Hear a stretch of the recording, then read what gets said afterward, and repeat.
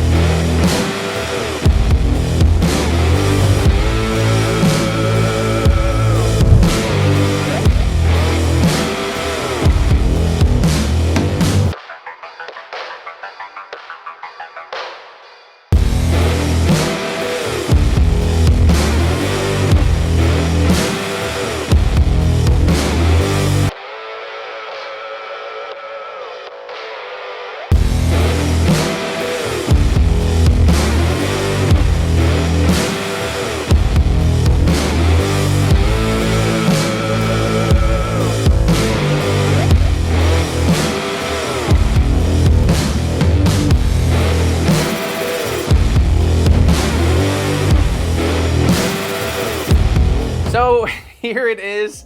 Can you believe the transformation from what this used to look like when I first built this studio 4 years ago?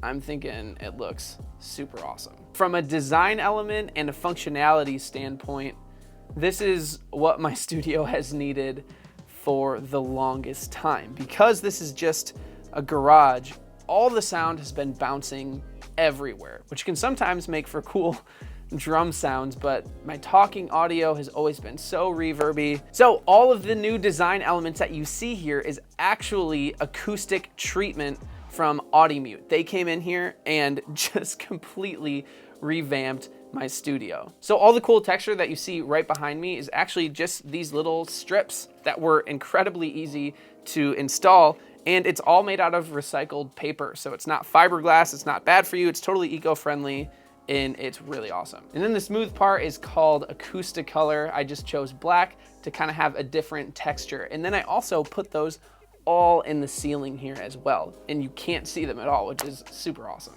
Also, we rearranged these Edison bulbs a little bit, just moved them around to change things up a little bit. Now, I do recognize that I feel like I want something in the middle of this wall. I'm not sure what it is yet. It looks amazing as it is, but I think there will be small tweaks that happen over time. Let me know what you think it should be in the comment section below. But seriously, the reason that I haven't had acoustic treatment in my studio for the past 4 years is everything was just incredibly expensive and just didn't really look that cool. It's just everyone has a bunch of panels Yeah, I get that, but that's where AudioMute came in and just totally did something different. They have a ton of solutions, no matter your budget. You can get as creative or as not creative as you want. So thank you all to the AudioMute team. If you guys want to check out exactly what I use for the studio, all the links are in the description and you can get 10% off when you use those links. But I have updated even more than that. We have a lot of new gear, so let's start talking about that. All right, so now let's talk about the drum kit, the microphones, and all the gear here, because this is the whole reason for the drum studio. So let's start off with the kit itself. Here we have my beautiful Pearl Reference Pure drum set in the PEWTER ABALONE finish. This is from the Music City custom program. This tom in particular is 12 by 9 inches. And then here we have a 22 by 18 kick drum. And then moving over to my floor toms, I have a 16 by 16, one of my favorite sizes. And then I have the massive 18 by 16, which just sounds fantastic. But then I also have this 10 by 8 little cute guy that I actually love, but I like having my ride here sometimes too. So this guy is awesome. It's just not on the kit right now. All right, so let's talk about snares. Right now on my kit, I have this Pearl Reference Brass. This is a 14 by 6.5, and it weighs probably 30 pounds. This thing is an absolute beast. It's actually not the snare that I normally use. I normally use one that we'll talk about in a second, but it sounds fantastic. Then here as a side snare, I'm using my OFFBEAT Drum Co. Copper and maple drum. This is a 14 by 8, so it's super deep, it's tuned really low, and it sounds awesome. All right, next up are cymbals. Starting over here to the right, we have a 20-inch MEINL BYZANCE China.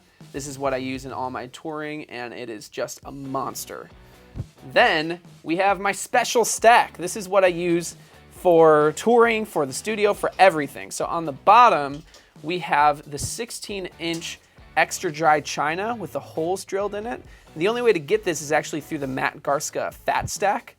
And then I have a 16-inch BYZANCE Trash Crash flipped upside down on top of it. And I just think it has the perfect mix of attack and trashiness, but also with some body, which I really appreciate. Then we got a couple new cymbals on the kit as of right now. This is the 20-inch Dual Crash Ride. I just recently got this and I absolutely love it. I think it's clean with a hint of trashiness and just the right amount of sustain. I think this is an awesome cymbal to use as a crash. Then I'm trying something really new on the ride for me, and that is more of a heavy ride. So here we have the MEINL BYZANCE 22-inch dark ride. And this is just a beautiful blend of attack, stick definition. The bell is amazing. And yeah, I've really been enjoying this new world of kind of heavier rides because I normally don't really do that. But this one sounds awesome. Next, this is familiar. This never leaves my kit, basically. This is the MEINL BYZANCE 18-inch dual crash. It's just trashy. It gets out of the way. I love it. Sounds awesome. Then something weird here is another little stack by the hi-hat. So on the bottom, we've got a 12-inch Classics Custom, what is this, a trash China. And then on the inside, I have an 8-inch BYZANCE Splash. And then on top of that, a 10-inch BYZANCE Splash. So a little bit weird there, but I think it's pretty fun. And then the hi-hats, again, these never change because these are just my favorite hi-hats. And that is the BYZANCE 15-inch dual hats. These sound amazing. So for my sticks, I'm using my Vic Firth I Prevail drumsticks. These are Extreme 55As, so they're slightly longer than a regular 5A and slightly thicker. So this gives me just what I need. Are these coming out soon? Maybe. So then on bottom, I am using the Pearl Redline Eliminator hi-hat pedal, which I absolutely love. And then I actually still have my Iron Cobra double pedal on. I have the Redline Eliminators, but I want to mess with the bass drum beater and the cams a little bit because I love those. I love how versatile they are. but this is really comfortable for me. I already know that I like it. So we'll see if these stay or not. All right, now let's talk about microphones. For my overheads, I have the EARTHWORKS SR25s, which are awesome. I also have these little clamps that I'm going to connect these to the ceiling, but I haven't done that yet. So we'll get to that at another time. Then next we have the EARTHWORKS DM20 on the toms and the snare. I love how flexible these are and just out of the way they are. They sound fantastic. Then on the kick drum, we have the EARTHWORKS, let me double check, SR20LS on the kick, which just sounds fantastic. So one thing I will be doing in a future video is a full before and after sound test to just see how much this AudiMute soundproofing / acoustic treatment has made a difference in not only the quality of the sound, but the volume and the output. It's pretty crazy. And also, in case you did not know, we have officially kicked off the countdown to DBO Academy, which doors open on January 11th.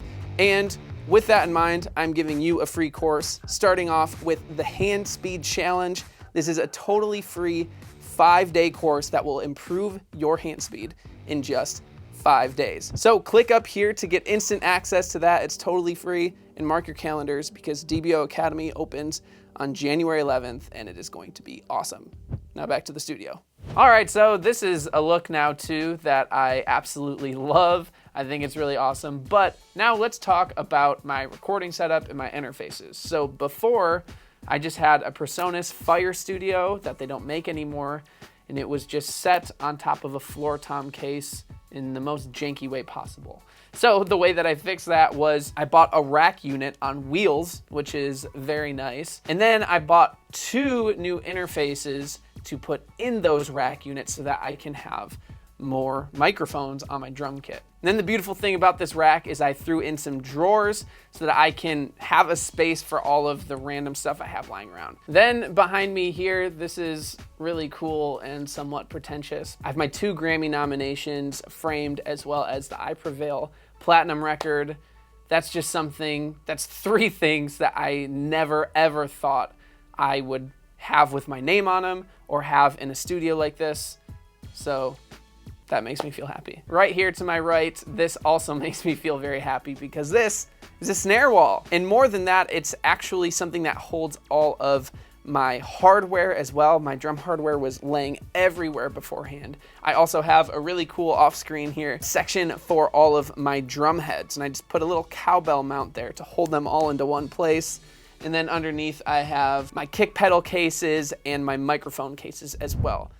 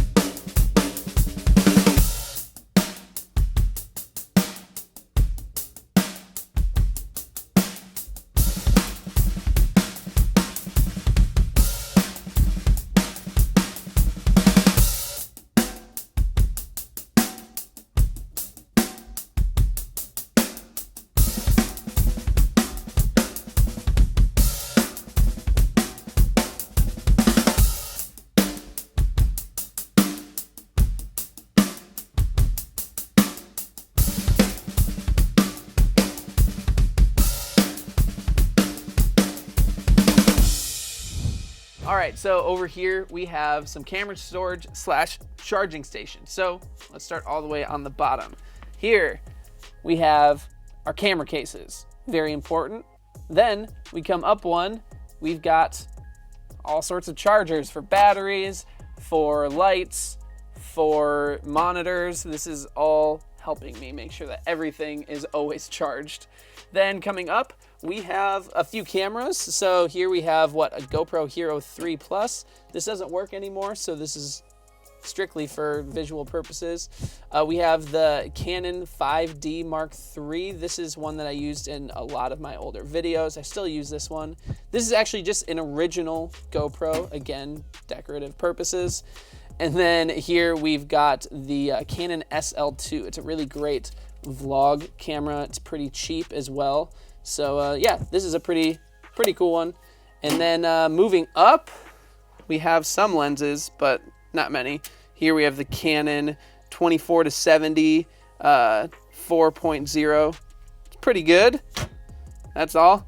And then here we have the Canon 50mm, which is really great for getting some nice depth of field. But then the camera that we are recording on is a Sony A7 III, which I absolutely love, and a Sigma 16mm lens on there. That's a pretty awesome lens as well. So that's the camera setup. But now let's go talk to the MEINL Lisa. So here we have the MEINL Lisa, and I know what you're thinking. Gabe, the MEINL Lisa looks exactly the same. What's the difference? Well, in the whole process of redoing the studio, the MEINL Lisa gained sentient power and now has control over the entire thing. Check this out. Hey MEINL Lisa, what's the main ingredient in spaghetti? The main ingredient of spaghetti is a mother's love. Crazy, huh? Okay, let's check out the other wall. Bye. So then that brings us to this new backdrop. This is the front wall, and I freaking love it. I think it looks so cool. So what we did first with this back wall is we covered it with the AudiMute Acoustiwood. So this isn't actually wood, it's actually just recycled paper on the back.